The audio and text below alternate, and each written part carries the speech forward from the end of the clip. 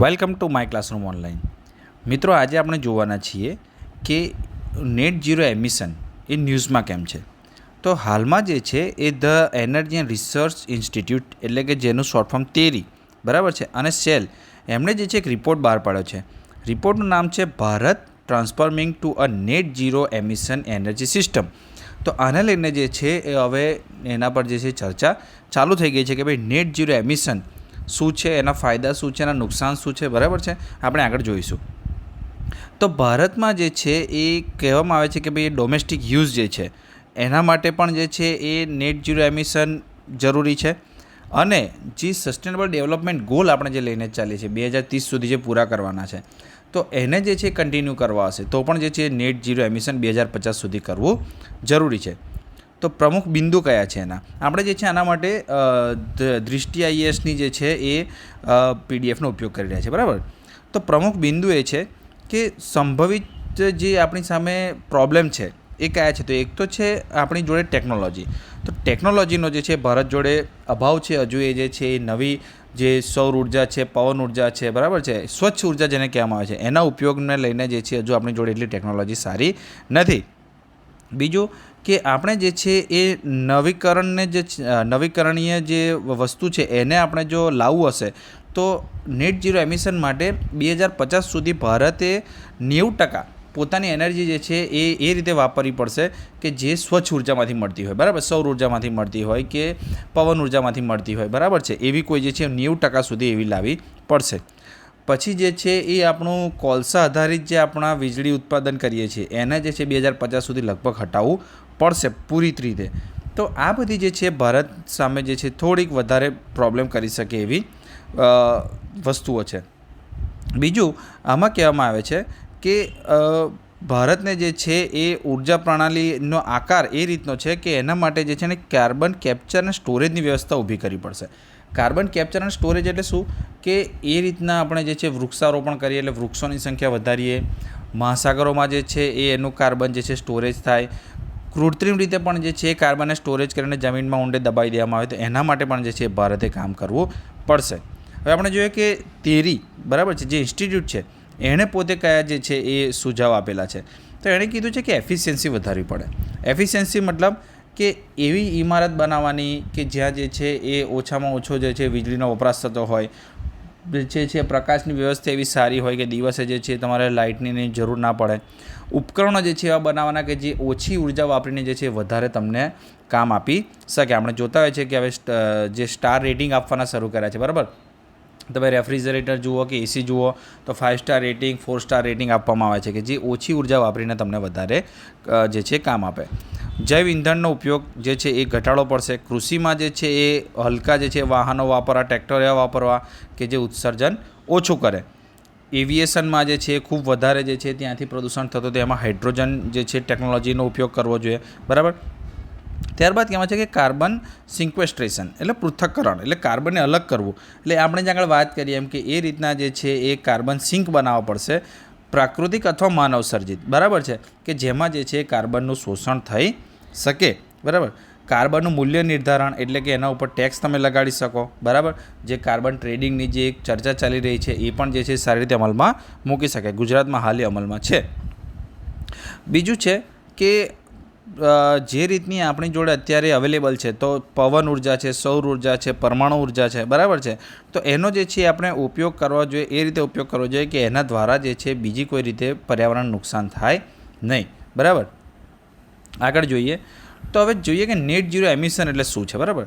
તો net zero એમિશનનો છે green house gas ઉત્સર્જન એટલું કરવું કે જેટલું વાયુમંડળમાં શોષાઈ જાય. એટલે એક વર્ષમાં એટલો જે છે ગ્રીન હાઉસ ગેસ પેદા થવા જોઈએ કે જેટલા જે છે એ જ વાતાવરણમાં જે છે શોષાવાની ક્ષમતા રાખતા હોય એનાથી વધારે નહીં, બરાબર છે. હવે આમાં એવું છે કે ગ્રીન હાઉસ ગેસનું જો તમે નેટ ઝીરો એમિશન કરવા જાઓ તો એ થોડું તકલીફવાળું છે કારણ કે ઘણા બધા ગ્રીન હાઉસ ગેસીસ છે, બરાબર. એ બધાને જે છે એ લેવા એમાં અઘરા છે. પણ કમસે કમ કાર્બન ડાયોક્સાઇડનો જે છે એ રીતનું સેટ કરી શકાય કે 2050 સુધીમાં જેટલો કાર્બન ડાયોક્સાઇડ ભારતમાં ઉત્સર્જિત થશે એટલો શોષાઈ પણ જશે. સમય સીમાની વાત કરીએ તો CO2ની વાત કરો અથવા તો ગ્રીન હાઉસ ગેસ બીજા જોડે લઈ લો, જેમ કે મિથેન છે, નાઇટ્રસ ઓક્સાઇડ છે, બરાબર છે. તો એ બધા જે છે એ કરો તો સમયસીમા અલગ અલગ થઈ જશે. અહીંયા આપેલું છે, આના પરથી આપણે જે વધારે સારી રીતે સમજી શકાશે કે ગ્લોબલ ટાઈમલાઈન શું કહે છે. તો સૌથી ઉપર જુઓ કે વર્લ્ડનું તાપમાન જો 1.5 સેન્ટીમીટર સેલ્સિયસથી વધવા ના દેવું હોય તો કમસે કમ કાર્બન ડાયોક્સાઇડ જે છે 2050 સુધી નેટ ઝીરો કરી દેવો પડે, અને બધા ગ્રીન હાઉસ ગેસ 2070 સુધી. અને નીચે જુઓ કે જો 2 ડિગ્રી સેલ્સિયસથી વધતા રોકવું હોય તો તમારી જોડે કાર્બન ડાયોક્સાઇડ માટે ટાઈમ છે લગભગ 2070થી થોડો વધારે, એટલે 75 સુધીનો. અને જે ઓલ ઓવર બધા જ જે ગ્રીન હાઉસ ગેસ છે એ તમારે જે છે એ 2085 સુધીમાં જે છે એ નેટ કરી દેવા પડે, નેટ ઝીરો એમિશન. વૈશ્વિક વાત કરીએ તો વૈશ્વિકમાં જે છે કે જૂન 2020 સુધીમાં જે છે એ લગભગ 20 દેશોએ જે ગ્રીન હાઉસ ગેસને જે છે નેટ ઝીરો કરવા માટેનો એક રોડમેપ અને એક જે છે તૈયારી બતાવી દીધી છે. ભૂટાન, આ સૌથી ઇમ્પોર્ટન્ટ છે કે ભૂટાન એવો પહેલો દેશ છે જે કાર્બન નકારાત્મક છે, મતલબ કે એ જેટલું કાર્બન ડાયોક્સાઇડનું ઉત્સર્જન કરે છે એના કરતાં વધારે તો એનું શોષણ કરે છે, બરાબર. ઇન્ડિયાની જો વાત કરીએ તો પ્રતિ વ્યક્તિ ઉત્સર્જન 2015માં ભારતનું 1 ટન હતું, 1.8 ટન હતું, બરાબર. જે US કરતાં જે છે આપણે ઘણા પાછળ છીએ, બરાબર. અને એવરેજ વર્લ્ડ લેવલનું પણ 4.8 છે, એના કરતાં પણ આપણે ત્રીજા ભાગના છીએ. પણ ટોટલ જોવા જાય, કારણ કે આપણી વસ્તી વધારે છે એટલે પ્રતિ વ્યક્તિ ઓછું થાય, પણ ટોટલ કરી દો જો તમે તો ભારત જે છે એ ચાઇના અને USA પછી ત્રીજા નંબરનું સૌથી મોટું CO2નું જે છે ઉત્સર્જક દેશ છે. બીજું કે પ્રતિબદ્ધતાને લઈને જે છે થોડો વિવાદ છે કે 2050 સુધી ભારત કરશે. તો અમુક જાણકારોનું કહેવું એવું છે કે ભાઈ જે છે એ ભારત આના માટે નવી ટેકનોલોજી લાવશે, બરાબર છે. પછી ભારતને ઇલેક્ટ્રિક વ્હીકલનો જે પ્લાન છે તો એનાથી જે છે નવી જોબ જનરેશન થશે અને સારું રહેશે ભારત માટે. જ્યારે બીજા કહે છે કે ભાઈ ના, એવું નહીં, ભારતે જે છે એ હજુ હમણાં તો વિકાસ કરવાનો ચાલુ કર્યો છે. તો બીજા બધા દેશો જે લોકો વધારે આના માટે જે છે જવાબદાર છે, યુરોપિયન કન્ટ્રીઝ જે વિકસિત દેશો છે એને જે છે આને જવાબદારી આપવી જોઈએ, ભારતે આની જવાબદારી વધારે લેવી જોઈએ નહીં, બરાબર. તો આ એક ચર્ચાનો વિષય હોઈ શકે. સૌથી વધારે ઉત્સર્જન કયા ક્ષેત્રમાં થાય છે તો ઉર્જા ક્ષેત્રમાં. આપણે જાણીએ છીએ થર્મલ પાવર પ્લાન્ટ ઇન્ડિયા જે છે લગભગ 70થી 80% જેટલી ઉર્જા જે છે એ થર્મલ પાવર પ્લાન્ટમાંથી કરે છે, અને એમાં જે છે એ કોલસાનો ઉપયોગ થાય છે. ત્યારબાદ ઉદ્યોગમાંથી, ત્યારબાદ વાનિકીમાંથી, પરિવહનમાંથી, ત્યારબાદ કૃષિમાંથી પણ મિથેન જે છે જાય છે, અને ત્યારબાદ જે છે એ કન્સ્ટ્રક્શનમાંથી. તેરીની જો વાત કરીએ તો જે ઉર્જા સંસાધન સંસ્થાન છે, બરાબર, નવી દિલ્હીમાં જે છે ગેરલાભકારી સંસ્થાન છે, બરાબર. અને પર્યાવરણના સતત વિકાસ માટે જે છે કામ કરે છે. 74માં જે છે એની સ્થાપના કરવામાં આવી હતી. 2003માં જે છે એનું નામ પરિવર્તિત કરીને the energy and research institute કરી દેવામાં આવ્યું. ગ્રીન બિલ્ડિંગ ડિઝાઇન કરે છે, બરાબર. અને વૈશ્વિક જે તાપમાન છે એના માટે જે છે એ રણનીતિ તૈયાર કરે છે કે કઈ રીતે જે છે એ એફિશિયન્ટ ઇલેક્ટ્રિક વસ્તુઓ, ઉર્જા દક્ષ જે વસ્તુઓ કહેવાય એ બનાવવી જોઈએ. વે ફોરવર્ડમાં કહે છે કે ગવર્મેન્ટ જેમ ઉર્જા જે છે, રસ્તા, સ્વાસ્થ્ય, શિક્ષા માટે જે છે નિયમ બનાવે છે એ જ રીતે જે છે સ્વચ્છ ઉર્જા પર ધ્યાન આપવું જોઈએ, એના માટે એલોકેશન વધારવું જોઈએ. અને જે છે કાર્બનનું જે છે એને ક્રેડિટનું મૂલ્યાંકન નક્કી કરી દઉં કે ભાઈ અમુકથી વધારે તમે કાર્બન ઉત્સર્જન કરશો તો તમારો ચાર્જ લાગશે.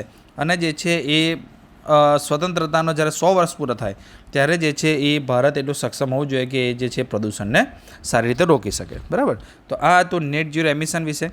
રોજ આપણે આ રીતે એક ઇમ્પોર્ટન્ટ ટૉપિક જે છે એ ખૂબ સારા એવા જે પ્રસિદ્ધ ક્લાસ છે એના PDFમાંથી જ આપણે ડિસ્કશન કરીશું, બરાબર છે.